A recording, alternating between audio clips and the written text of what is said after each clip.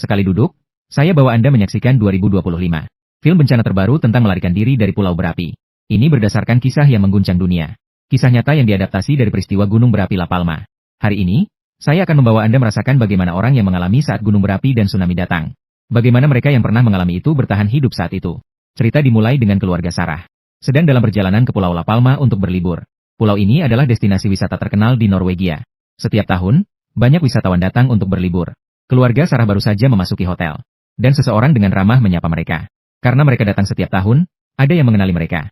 Sayangnya, tahun ini mereka hanya memesan kamar yang sangat kecil. Jadi saat mereka menerima kunci kamar, Ibu Sarah, Jennifer, tidak bisa tidak mengeluh sedikit. Dia merasa tinggal satu ruangan dengan anak-anak bukanlah berlibur. Suaminya, Jeff, merasa canggung dan ingin mengalihkan topik pembicaraan. Pelanggan merasa kamar yang mereka pesan terlalu kecil. Pelayan yang berjanggut lebat ini ternyata untuk pertama kalinya ingin memberikan mereka apartemen yang lebih besar. Tanpa diduga, pemilik asli kamar ini beberapa hari yang lalu baru saja meninggal karena sebuah insiden. Kamar itu masih menyisakan separuh anting-anting miliknya yang tidak ditemukan. Saat itu mereka naik kapal pesiar menuju teluk untuk bersenang-senang. Setelah tiba di teluk, teman-temannya dengan antusias lepaskan pakaian dan lompat ke laut untuk berenang. Sedangkan dia sendiri tidak mengikuti karena mencari anting-anting. Namun tiba-tiba permukaan laut menggelembung menjadi gelembung besar, disertai asap putih yang kuat dan menyengat. Saat semua orang bingung, mereka melihat teman-teman sudah terapung di air dan tidak bergerak lagi. Melihat situasi tidak baik, kapten dengan panik mencoba mengemudikan kapal pergi. Namun bagian bawah kapal tiba-tiba mulai meledak. Di sisi gunung yang lain, Mari dari Badan Survei Geologi dan rekan-rekannya saat ini sedang bersiap untuk masuk ke gunung untuk penelitian. Mereka tiba di sebuah gua seperti biasanya. Anehnya, di dalam gua saat ini terlihat aliran air di dinding gua. Ini adalah pertama kalinya Mari melihat fenomena seperti ini sejak dia mulai bekerja. Jadi, dia segera mengeluarkan wadah untuk mengumpulkan beberapa sampel. Di sisi, rekan Mari juga menemukan keanehan. Terlihat banyak kelelawar mati di tanah.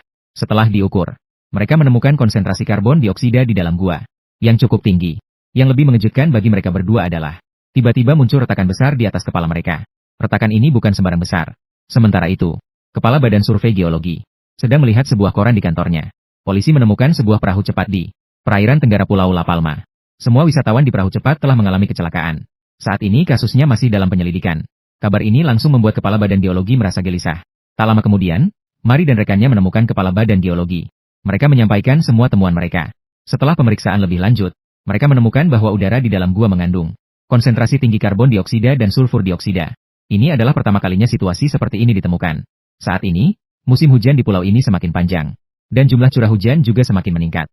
Aliran air yang besar mengakibatkan penurunan resistansi antara lapisan batu. Retakan yang belum pernah terjadi sebelumnya muncul di dalam gua. Ada kemungkinan besar akan terjadi gempa bumi atau tanah